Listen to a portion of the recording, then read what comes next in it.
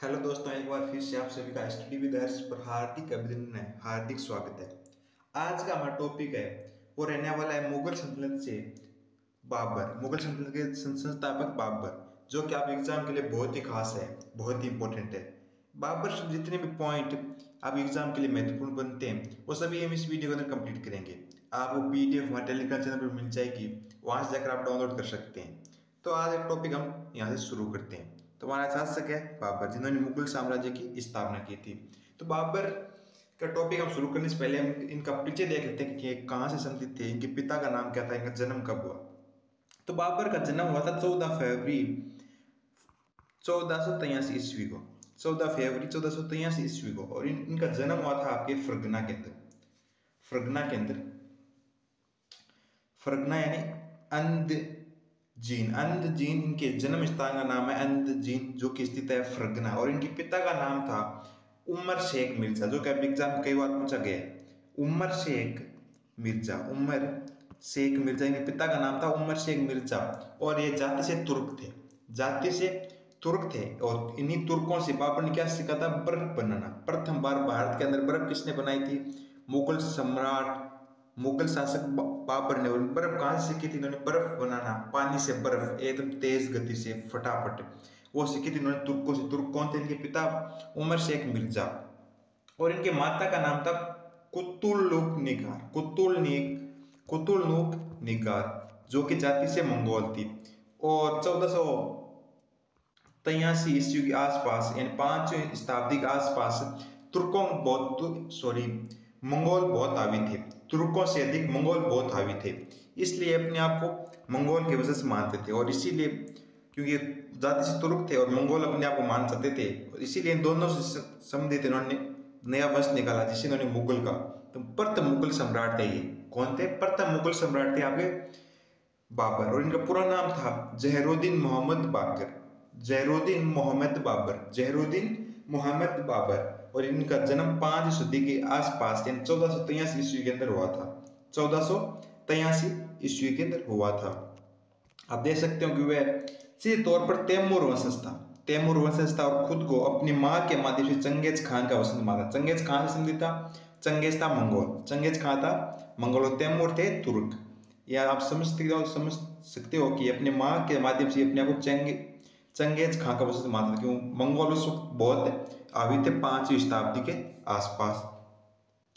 उसे दौलत खान लोधी, यानी पंजाब के सूबेदार थे उस वक्त, इब्राहिम खान लोधी के चाचा आलम खान लोधी और राणा सांगा द्वारा भारतीय शासक कौन थे? इब्राहिम लोधी पर आक्रमण करने के लिए इन्हें आमंत्रित किया गया था। इन्हें आमंत्रित किया था, किंग के द्वारा किया गया था। पंजाब के शासक खान, कौन खान? पंजाब के शासक दौलत खान लोधी, आलम खान लोधी और राणा सांगा द्वारा। राणा सांगा राजस्थान के शासक थे, राजपूत शासक। इनके द्वारा इन्हें भारत पर आक्रमण करने के लिए आमंत्रित किया गया था। वह अपने 5वें अभियान में सफल रहे थे। 5वें अभियान कौन सा था? 5वां अभियान पानीपत की लड़ाई। इससे पहले इन्होंने 4 बार भारत पर आक्रमण किया था। और चौथा आक्रमण था इनका, चौथा आक्रमण इन्होंने किया था बाजौर पर, भारत के सीमा के पास स्थित था बाजौर। कब किया था? 1519 ईस्वी के अंदर चौथा आक्रमण किया था इन्होंने बाजौर पर, बाजौर पर चौथा आक्रमण किया था। और 5वां किया था पानीपत पर, जो कि भारतीय किताबों की, भारतीय इतिहासकारों के अनुसार था। जबकि बाबर के आत्मकथा बाबरनामा, उसके हिसाब से इन्होंने 5वां आक्रमण किया था बाजौर, 6वां आक्रमण किया था इन्होंने पानीपत पर, यानी भारत पर 6वां आक्रमण किया था। लेकिन भारतीय इतिहासकारों के अनुसार 4 आक्रमण पहले किए थे, 5वां किया था पानीपत के समय। तो हमें 4 मानने, क्योंकि भारतीय इतिहास है और भारतीय इतिहास के अंदर भारतीय पूछ जाएंगे। 5वां आक्रमण था इनका, जो कि सफल रहा 21 अप्रैल 1526 ईस्वी को। 1526 ईस्वी को कहाँ पर किया था? पानीपत के अंदर। पहली लड़ाई इब्राहिम लोधी को हरा दिया, पानीपत की पहली लड़ाई, जो कि इन्होंने इब्राहिम लोधी को इसके अंदर हरा दिया। इस युद्ध, पानीपत के प्रति युद्ध के उन्होंने बहुत सारे कार्य किए थे। युद्ध मैदान में मरने वाला प्रथम शासक कौन था? जो कि पानीपत के प्रति युद्ध में इब्राहिम लोधी मारा गया था। यानी प्रथम इस युद्ध के अंदर बाबर ने इब्राहिम लोधी की गर्दन काट दी थी। और प्रथम शासक जो कि युद्ध क्षेत्र में मारा गया था वो था इब्राहिम लोधी। और उन्होंने एक बहुत ही प्रसिद्ध युद्ध नीति इस युद्ध के तहत अपनाई थी, वो थी तुल्लुगमा युद्ध नीति, तुल्लुगमा युद्ध नीति। अब तुल्लुगमा युद्ध नीति होती क्या है? तुल्लुगमा युद्ध नीति के तहत इन्होंने बाबर ने पानीपत का मैदान क्यों चुना? क्योंकि एक तरफ पानीपत के मैदान की तरफ एक रिवर बहती थी, उसका नाम था यमुना, और एक तरफ था आपका पानीपत शहर, इसके बीच स्थित था पानीपत का मैदान।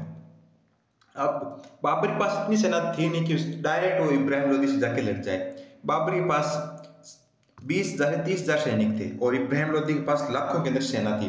तो बाबर ने इस मैदान को इसलिए चुना क्योंकि यहाँ से एक साथ सिर्फ 10 से 12,000 सैनिक एक साथ आ सकते थे। क्यों? लाखों सेना, अगर लाखों सैनिक एक साथ हमला करेंगे तो इन्हें बहुत दिक्कत होगी, इसलिए इन्होंने इस मैदान को चुना, सोच समझ के चुना।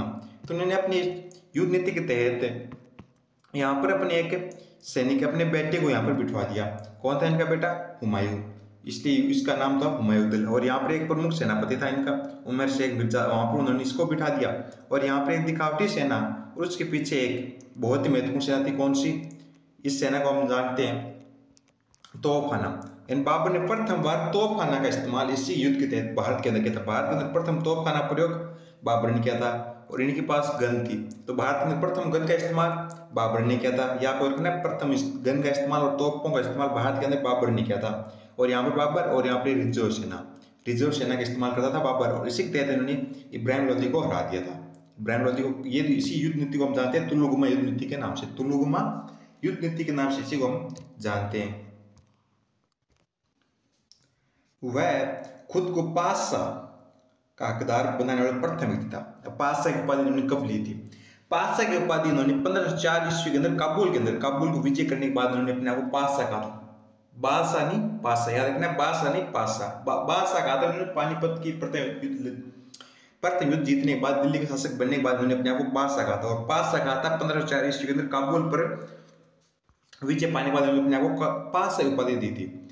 इन्होंने बगीचों में विकास में गहरी रुचि ली। भारत के अंदर प्रथम बार बगीचों के अंदर विकास के अंदर गहरी रुचि लेने वाला शासक था आपको बाबर ने बगीचों के अंदर गहरी रुचि ली थी। उन्होंने एक बगीचा बनाया था आराम शाह, जिन्हें प्रथम जब मृत्यु हो गई थी पहली बार कहां दफनाया गया था? आराम शाह। उसके बाद उन्हें काबुल के अंदर दफनाया गया था, जो कि इनकी इच्छा थी कि इन्हें एक गज अपनी मातृभूमि के अंदर दफनाया जाए, तो इन्हें बाद में काबुल के अंदर दफनाया गया था। उन्होंने तुर्की में तुजुक ए बाबरी नामक बाबर नामा लिखी थी। तुजुक ए बाबरी या बाबर नामा जो कि इनकी आत्मकथा है वो लिखी थी। इसका अनुवाद फारसी में अब्दुल रहीम खान खाना ने किया था। ये आप एग्जाम में बहुत बार बार पूछा गया है, महत्वपूर्ण क्वेश्चन है कि इन्हें फारसी में अनुवाद किया था अब्दुल रहीम खान खाना ने। घाघरा की पहली लड़ाई थी जो कि मध्यकालीन भारत जमीन और पानीपत के अंदर लड़ी गई।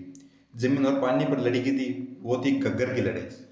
घग्गर की लड़ाई प्रथम लड़ाई जो कि जमीन और पानी के अंदर लड़ी गई थी। जमीन और पानी के अंदर लड़ी गई थी 1529 ईस्वी। इनका आखिरी युद्ध था घग्गर की लड़ाई, जो कि हुआ था इब्राहिम लोदी के चाचा, और हम कह सकते हैं कि इब्राहिम लोदी चाचा और अफगानों के बीच हुआ था। अफगानों और मुगलों के बीच, मुगल इसके अंदर विजय रहे थे। वो लड़ाई, इसे एक क्वेश्चन पूछा गया है, वो है कि वह प्रथम युद्ध जो कि जमीन और पानी के अंदर लड़ा गया था वो तो घग्गर का युद्ध, घाघरा का नहीं, घग्गर का युद्ध। याद रखना, घाघरा आता है पर प्रमुख नाम इसका घग्गर, क्योंकि यहाँ पर स्थित है घग्गर नदी के पास युद्ध लड़ा गया था। उन्होंने तुजुक ए बाबरी बाबरनामा का ये था, बता दिया मैंने आपको। उन्होंने तुलुगमा यानी और फ्लैटिक पार्टी प्रणाली को अपनाया। भारत में बारूद और तोपखाने प्रयोग करने वाले प्रथम व्यक्ति मैं आपको बता चुका हूं। 1527 में खानवा में मेवाड़ के शासक राणा सांगा को हराया। ये बहुत ही महत्वपूर्ण युद्ध था इनका कि मेवाड़ के शासक राणा सांगा, जो कि उस बहुत ही शक्तिशाली शासक थे, उन्हें 1527 ईस्वी के अंदर खानवा के युद्ध के अंदर इन्होंने पराजित किया था। 1527 ईस्वी के अंदर खानवा के युद्ध के अंदर उन्हें पराजित किया था। किसको क्या था? राणा सांगा को। कहाँ के शासक थे? मेवाड़ के। और कौन सा युद्ध था? खानवा, जो कि खानवा एक स्थान है जो कि उत्तर प्रदेश और राजस्थान की बाउंड्री पर पड़ता है। और इस युद्ध से कोई प्रमुख पॉइंट मैं बताता हूँ कि 1527 में युद्ध हुआ था, लेकिन इसी को उन्होंने एक उपाधि दी थी, उन्होंने घोषणा की थी जिहादी घोषणा, कि प्रथम बार जिहादी घोषणा करने वाले शासक थे आबी बाबर। कब की थी? 1527 ईस्वी के अंदर। और इसी युद्ध के तहत उन्होंने अपने आप को कहा था कि हम शराब नहीं पिएंगे। कुरान के अंदर ये एकदम बेवकूफ है कि हम शराब नहीं पिएंगे, कुरान के अंदर कहीं नहीं लिखा गया। ये प्रथम बार उन्होंने सैनिकों के साथ शपथ खाई थी। ये प्रथम शासक थे उन्होंने शराब न पीने की शपथ खाई। और उन्होंने एक भारत के अंदर फल लगाया था, कलिंदा। कलिंगा फल जो कि इन्होंने काबुल से लेकर भारत के अंदर गया था, क्योंकि उस वक्त खानवा का युद्ध हुआ था, उस वक्त राजधानी में गर्मी थी। और कलिंगा मतलब होता है तरबूज। इन भारत सर्वप्रथम तरबूज का उत्पादन आपके बाबर ने किया था, और तरबूज अपने साथ लेके आए थे युद्ध के तहत, युद्ध भूख या प्यास ना लगे। बर्फ जमाने की विधि भी तहत इसी युद्ध के थोड़े टाइम पहले उन्होंने अपना भारत के अंदर लेके आए थे। बर्फ जमाने की नीति कौन लेके आए थे भारत के सर्वप्रथम? बाबर। बर्फ जमाने की नीति लेके आए थे बाबर, क्योंकि बर्फ जमाने की नीति जानते थे यूरोपीय सीखी तुर्क, और बाबर के पिता थे एक तुर्क। उन्होंने अपनी ये नीति कहाँ से सीखी थी? अपने पिता की जाति से एक तुर्क थे। फिर उन्होंने अपनी जाति का नाम मुगल रखा।